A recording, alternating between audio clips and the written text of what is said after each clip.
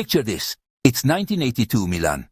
A boardroom full of Italy's brightest minds just greenlit a product so catastrophically bad it would bankrupt their company within 18 months. The 1980s in Italy were a decade of wild ambition, fueled by economic boom times and a national surplus of confidence. It was a time when more is more was the guiding principle, and is this a good idea was rarely asked. This era of excess produced some truly spectacular commercial disasters. Some were just expensive mistakes, others became national punchlines, and a few were genuinely dangerous. It was a glorious, chaotic time when no idea was too absurd, no budget too big, and no failure too spectacular. So what happens when brilliant Italian engineering collides with the excess of the 1980s?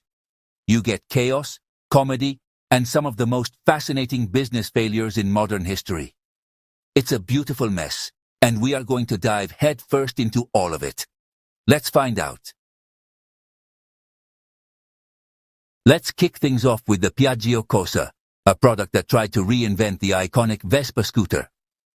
Launched in 1988, it was meant to be a modern streamlined scooter for a modern decade. It had hydraulic brakes, an electric starter, and integrated storage. The problem? The fuel tank was prone to cracking, leaking gasoline onto the hot engine. Reports flooded in of Piaggio Cosas spontaneously bursting into flames.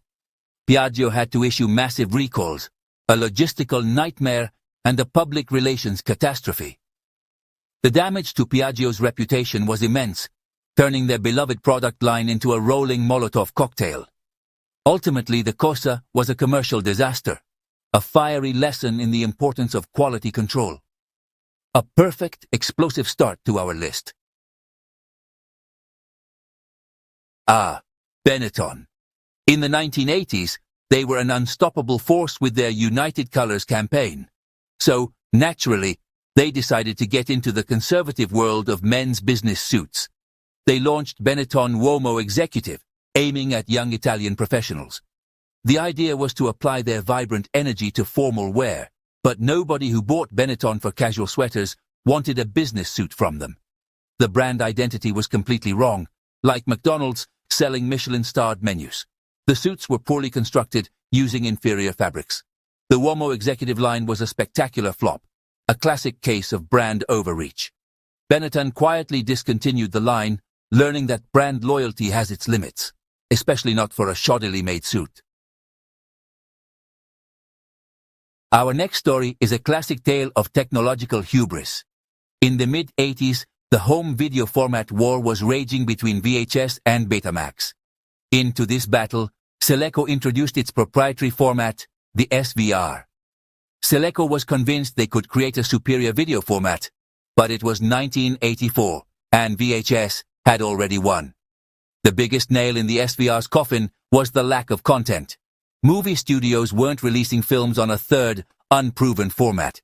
Seleco poured millions into a product for a market that didn't exist. The Seleco SVR was one of the fastest product failures of the decade.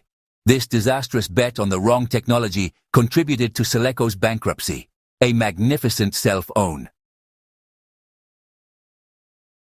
Now this one is special. The Lancia Thema 832 was a luxury sedan with a Ferrari V8 engine. On paper, it sounded like a great idea, but the Thema was front-wheel drive, and the Ferrari V8 was designed for rear-wheel drive sports cars. The result was violent torque steer, making it unpredictable and terrifying to drive. The engine required frequent, expensive servicing. The electronics were a nightmare. The Thema 8.32 was a commercial failure, a monument to the idea that just because you can do something doesn't mean you should. It was an engineering marvel and a practical disaster, and honestly, I still desperately want one. San Pellegrino, known for its elegant mineral water, decided to enter the sports drink market. Their idea? A carbonated sports drink called San Pellegrino Sport. It was marketed as the sophisticated Italian alternative to American isotonic drinks. But carbonation and vigorous exercise are mortal enemies. The result was bloating, burping, and stomach cramps. Athletes and gyms rejected it immediately. The feedback was brutal. Why would I drink this? San Pellegrino Sport vanished from shelves almost as quickly as it appeared. It was a classic example of a company trying to shoehorn its product into a market without considering user experience. They ignored basic human biology. A fizzy, burp-inducing monument to a truly terrible idea. In the mid-80s, the city car market in Italy was fiercely competitive. Autobianchi, a Fiat subsidiary, launched the Y10, a designer city car. They decided to add gold-plated trim to appeal to wealthy urbanites. But the target market was practically non-existent. People who could afford luxury cars bought genuine luxury cars. The Y10 was too expensive and pretentious for regular buyers. It was a car caught in a no-man's land of marketing. The high-end versions sold in pathetic numbers. They became a symbol of 80s excess at its most pointless. Autobianchi failed to realize that nobody wanted to be in this niche. A misguided attempt to sprinkle luxury on a product about economy. Get ready for peak 1980s. Fiorucci, a fashion brand, launched Profumo per computer. That's right, perfume for your computer. The idea was to counteract the smell of warm electronics. But who was complaining about the smell of their computer? Spraying a liquid aerosol onto electronics is ill-advised.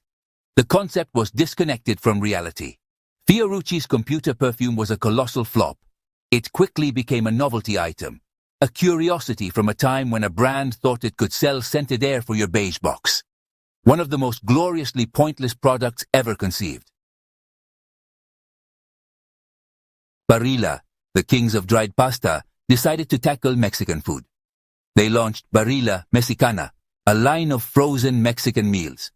But Barilla had no idea how to make Mexican food. The products were an abomination, a caricature of Mexican cuisine. The flavors were inauthentic, and the textures were all wrong.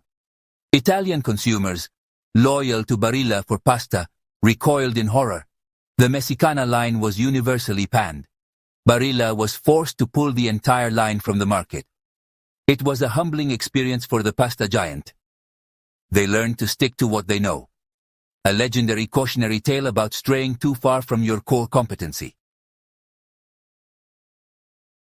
Olivetti, famous for typewriters, launched the M24 computer. It was faster and had better graphics than the IBM PC. But Olivetti made it just different enough to be incompatible. They believed their superior hardware would force developers to create products for their standard. This was a colossal strategic blunder. The IBM PC's success was its open architecture. Olivetti built a high-walled garden next to a public park. The world ignored them. The M24 was an island of incompatibility in a sea of standardization. Olivetti lost their chance to be a major player in the PC market. A multi-billion-lira mistake born from a misunderstanding of industry trends. The most ambitious, expensive, and gloriously doomed Italian flop of the 1980s. Avio Linee Italiane launched a commuter helicopter service in 1985. The dream was to let executives soar over traffic jams. The investment was astronomical, but the economic insanity was apparent. A one-way ticket cost several 100,000 lire. The target market of executives who are in such a hurry was vanishingly small. Noise complaints from residents were furious. The service was a catastrophic failure. Helicopters flew almost empty, burning fuel and money. Within 18 months, the service was shut down. A sky-high disaster. So there you have it. 10 spectacular flameouts. From self-immolating scooters to perfume for your computer. Italian companies in the 80s were drunk on success and detached from market realities. They thought they could create markets out of thin air and sell anything as long as it looked stylish. These weren't just funny mistakes, they were expensive lessons.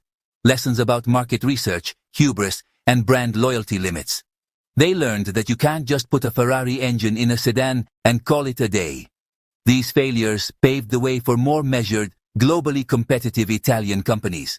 Sometimes you learn more from spectacular failures than from easy successes. Grazie. 1980s Italy. You were a beautiful disaster.